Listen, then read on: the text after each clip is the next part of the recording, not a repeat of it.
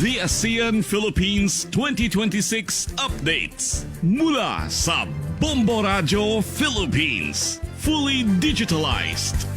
Fast Radio Bombo! Mga proyektong inihanda ng Pilipinas para ngayong taon inilatag sa ASEAN senior officials. Kaugnay niyan, may report ang Star FM Manila. Inilatag at ipinagmalaki ng Pilipinas sa mga ASEAN senior officials ang mga proyektong inihanda ng bansa para sa taong ito.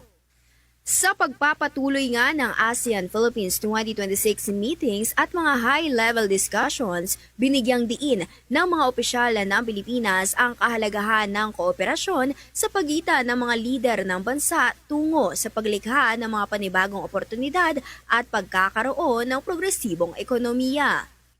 Ibinahagi ni Department of Trade and Industry Bureau of International Trade Relations Director Lynn Akia ang mga plano ng bansa sa pagsulong ng kooperasyong pang-ekonomiya at ilang estratehiya sa rehiyon katulad na lamang ng Priority Economic Deliverables. Priority Economic Deliverables of the Philippines for 2026. These initiatives reflect our shared ambition to strengthen regional resilience, deepen integration, position ASEAN to capture new opportunities in areas such as the digital economy, sustainability, and emerging industries. Samantala, ipinagmalaki rin ni Akia ang kasaysayan ng lugar kung saan isinasagawa ang 32nd ASEAN Economic Ministers Retreat. This area was once a U.S. military base.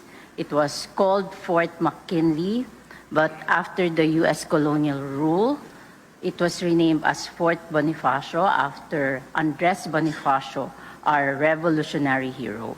Now, this area has now been transformed into one of the Philippines' most dynamic center for commerce, technology, leisure, and arts. In many ways, BGC reflects the broader transformation taking place across ASEAN.